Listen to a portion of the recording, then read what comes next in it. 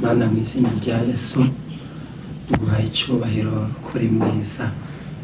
Reka ijambo ryawe rihinduke umucyo uvira abadukurikirana mu izina ryera rya Yesu. Mbere na mbere hariho jambo uwo yahoranye n'Imana, ibyaremwe byose byaremwe na jambo niyo mucyo watuviriye. Wa mucyo waviriye abari mu isi bose, ndasenze kugira ngo uvire abakurikirana ijambo ryawe, kandi wongere uhembure imitima iri mu icuraburindi, ubwiza, ubwami no kunesha. Abyo bimanukira mu izina rya Yesu, amen. Yesu ashimwe. Igiciro kibi cy'Imana kandi gukomera kuba ukwayo, ko yaravuze ngo amavi yose ayipfukamire, indimi zose ziyishime, n'indimi zose n'amahanga yose ayihimbaze. Kadusome ijambo ry'Imana rigaragara mu Bami ba kabiri. Turasoma duhereye ku gice cya kabiri. Haravuga ngo igihe Uwiteka yendaga kuzamura Eliya ngo amujyane mu ijuru muri serwakira, Eliya ahagurukana na Elisa Gilugali. Eliya abwira Elisa ati, ndakwinginze sigara hano kuko Uwiteka antumye Beteli. Elisa aramusubiza ati, urahiye Uwiteka uhoraho n'ubugingo bwawe sinsigara. Nuko baramanukana bajyana Beteli. Imana ishimwe ko ari Imana yacu. Iri jambo ririmo ibika bitatu, abyo tugiye kuvugaho. Ririmo ibika bitatu, abyo tugiye kuganiraho. Bibiliya itangiye itubwira ukuntu Eliya yari agiye kujyanwa mu ijuru, ariko yari ari Beteli ari kumwe na Eliya. Eliya yari ari Beteli ari kumwe na Elisa. Ngicyo gihe ngo Uwiteka yendaga kujyana Eliya mu ijoro amujyanye muri serwakira. Niko Bibiliya itubwiye. Eliya yendaga kujyanwa mu ijuru ari muri serwakira. Bibiliya ivuze ngo iki? Ivuze ko Eliya yari agiye guhaguruka, yari agiye kujyanwa mu ijuru. Ahaguruka Gilugali, abwira Elisa, arambwira ati, Elisa sigara Gilugali kubera yuko Uwiteka antumye Beteli. Elisa yaramubwiye ngo ndahiye Uwiteka n'ubugingo bwawe ntabwo nsigara. Ngo nuko barahaguruka. Eliya yari agiye kuvanwa kuri Elisa, arangije aramubwira ngo sigara, amusaba gusigara Gilugali n'abantu batangirira ubuzima bwo gukebwa, ubuzima bwo kwihana, ubuzima bwo gutungana, ubuzima bw'icyerekezo. Nyine n'Abisirayeli bakiva mu butayu niho batangiriye, niho bahereye. Aribwo Uwiteka yabwiraga Yesuwa ngo yongere abakebe n'ubwo buzima. Aribwo Eliya yabwiraga Elisa ati, sigara hano Gilugali kubera yuko Uwiteka antumye kuri Beteli. Elisa we aramubwira ngo ndahiye Uwiteka n'ubugingo bwanjye bwawe ntabwo ndi busiga. Eliya nuko barahagurukana, ngo ariko bakigera Beteli yarongeye aramubwira ngo Uwiteka antumye. Bakigera Beteli, Eliya yarongeye abwira Elisa avuga ati, sigara Beteli kubera yuko Uwiteka antumye kuri Yeriko. Bishatse kuvuga iki?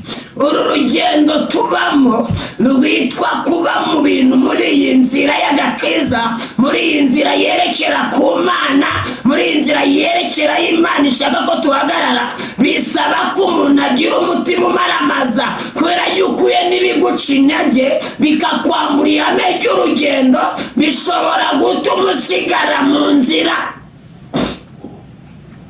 Eliya we yaraza agiye, ariko Elisa nawe ubwo yagendanaga na Eliya, abana b'abahanuzi bari bamwitegeye bakamubwira ngo n'ubundi nubwo umukurikiye ngo ariko shobuja agiye kukuvanwa, hari igihe hari ibyakwiterekeye bikumenyesha yuko aho ujya utazahagera. Reka ngwe nawe urikiranye ngo atangire urugendo baguha n'iminsi bakubwira ko utazarurambamo, ariko kugira umutima umaramaza uzaho umuntu agana bituma Imana igushyigikira. Elisa, Eliya bageze Beteli. Beteli yavuze ngo iki? Beteli niho Yakobo yageze. Yakobo akigera i Luzi, yarahunze mwene se Esawu.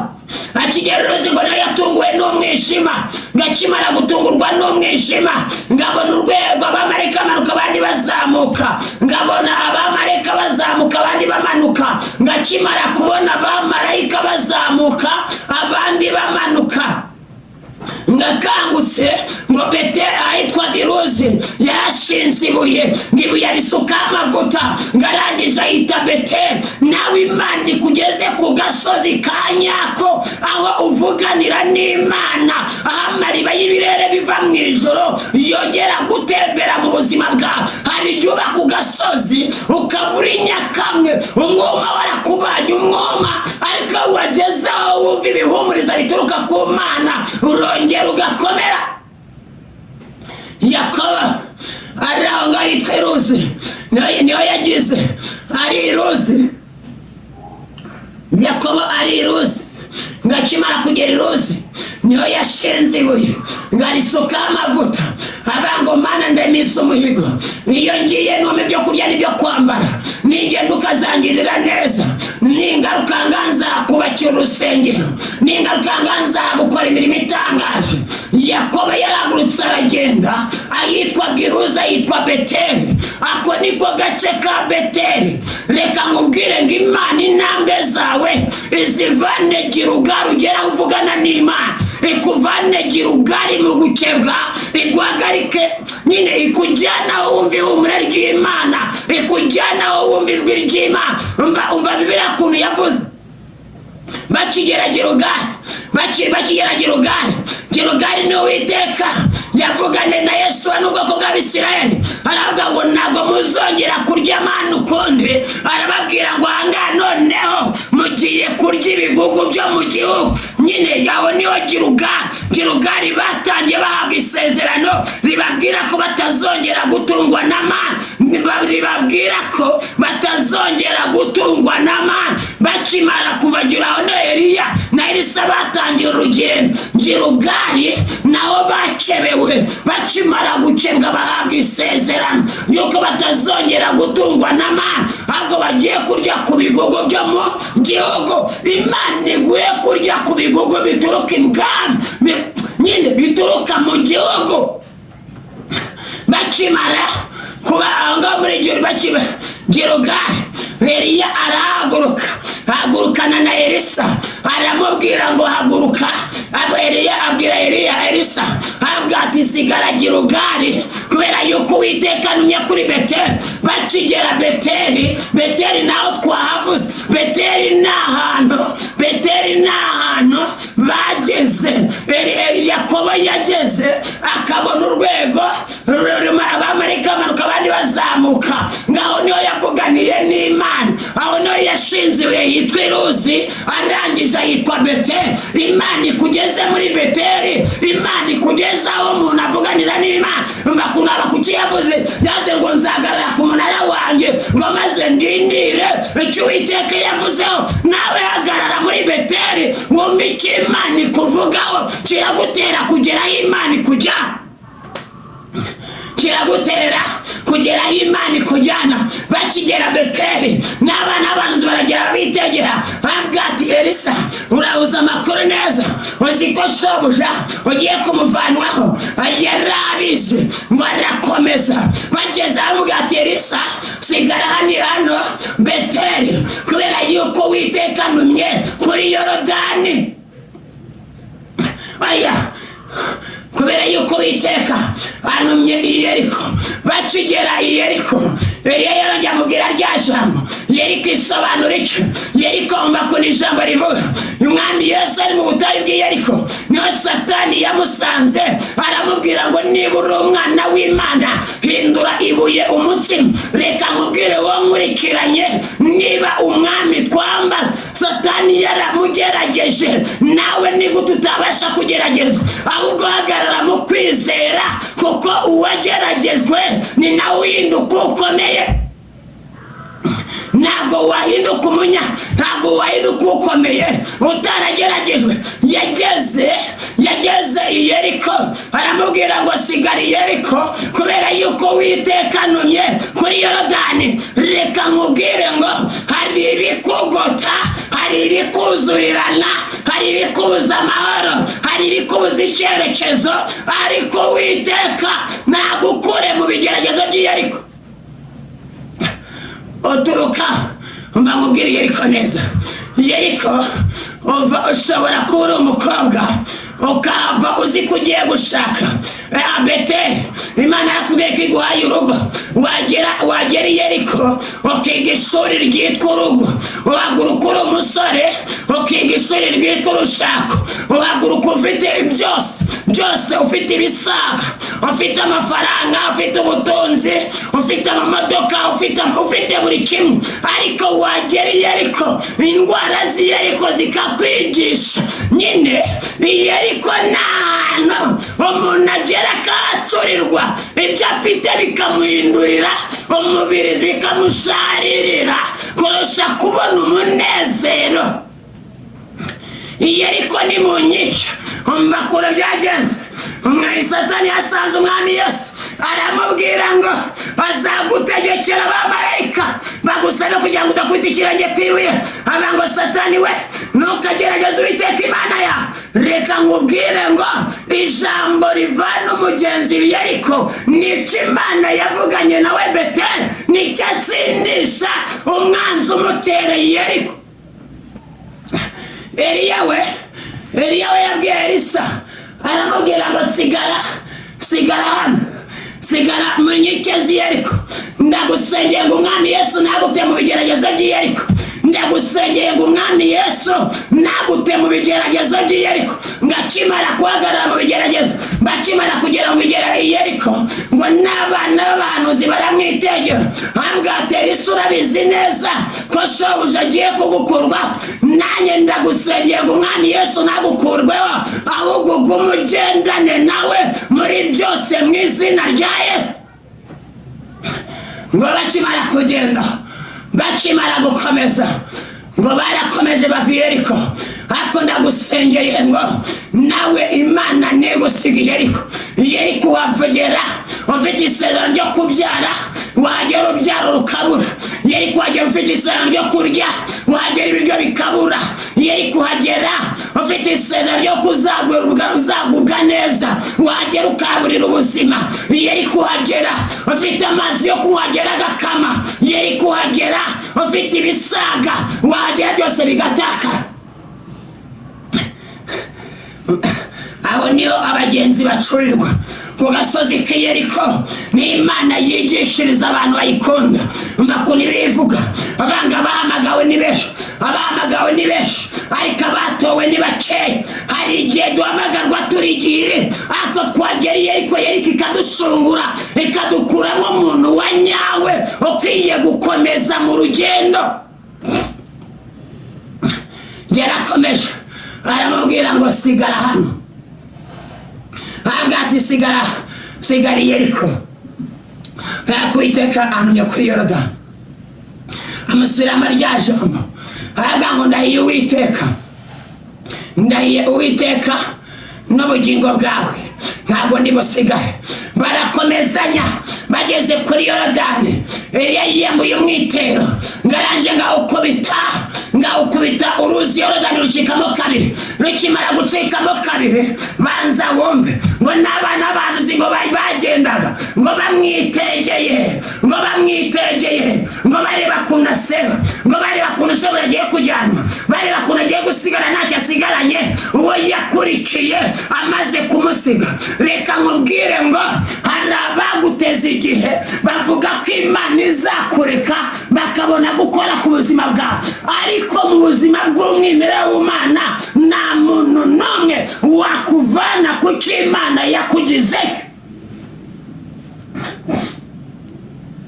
barakomeza ngo bari bamwitegeye, n'abahanuzi bari bamwitegeye kumwitegera, ngo bari barindiriye kureba ko nagiye gukurwaho shebuja, ngo bari babyitegereje rwose. ngo ariko muri ako kanya ngo uruzi Yorodani rucikamo kabiri. bageze hakurya y'uruzi Yorodani, Eliya bamara kumara gukubita uruzi, barambukanye umugezi w'uruzi Yorodani, bakigera hakurya Eliya yabwiye Elisa ijambo rikomeye, avuga ati nsaba icyo ushaka ntaragukurwaho. Elisa aramubwira ngo aratekereza, ngo nkeneye imigabane 2 y'umwuka wawe.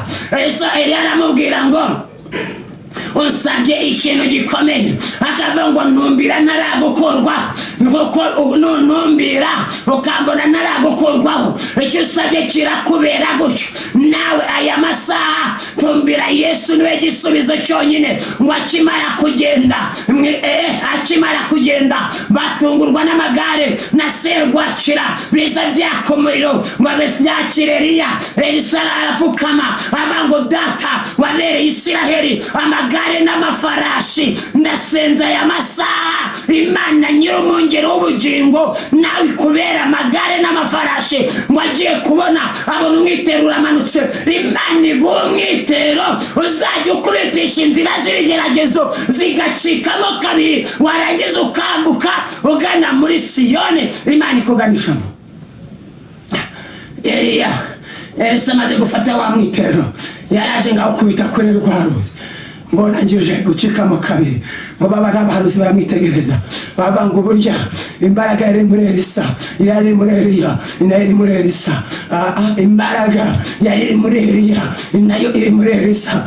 ngo bataga intorezo akajya kwibashakira, akanaga igiti mu mazi, akongera agafata ya ntorezo. nawe byari byararohamye, ndaguhanuriye amasaha, ohereza ukuboko kwawe wongera ubyakire, kubera yuko imbaraga iri muri Eliya ni nayo iri muri Elisa. kuko bataye intorezo ngiragenda ngirarohama, ngo barazanga ngo intorezo yarohamye, ngo ariko nganaga igiti mu mazi ngo kirayizana. Kristo yongere akuzurire ibyari byaratakaye, yongera kugarura intorezo yawe, yongera kuzanire ibyari byarazimiye, yongera kuzirura ubuzima. ariko akira, reka dusenganire isengesho uvuye ngo umwami ongera umwitero, kuko wankuye Gilugari unkura Beteli unkura Yeriko, ariko nkeneye umwitero, nkeneye imbaraga n'ubuzima bw'umwuka. yavuze ijambo rikomeye, ngo ntabwo azadusiga nk'imfubyi, ntabwo azakwereza umufasha. ngo kandi umufasha naza, ngo tuza abagabo bo guhana. nawe uwo mufasha yongera guha umwitero.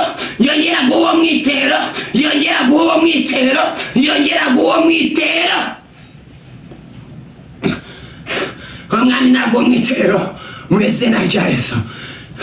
yavuze ngo umwami aguha umwitero. umva ko Elisa azamuka, abagabo 3 baraturombotse, baza bakajya bamubwira ngo yewe akagabo we kakanyaruhara, wakagabo we kimwembe kandi kakanyaruhara. Elisa ararakaye ngo amadubara arabatanyagura. iyo wahawe imbaraga z'Imana, abadayimoni ntabwo bavuga imbere yawe. iyo wahawe umwitero, hari imbaraga zicogora. ndaguhanuriye ngo wakire umwitero wawe, Imana iguha umwitero w'imbaraga. Imana iguha umwitero. abari bakwiteze bazi kugiye gukurwa shobuja, bazi kugiye gusigara imbokoboko, bavuga ngo burya imbaraga iri muri Elisa ni nayo iri muri Eliya. Mana mu izina rya Yesu, nyemerera ishimwe ribe ryawe kandi gukomera kubukwawe, ubwami n'ubutsinzi bibe byawe mu izina rya Yesu. ubutsinzi bw'umwuka buganze, imbaraga mvajuru zimurike mu izina rya Yesu.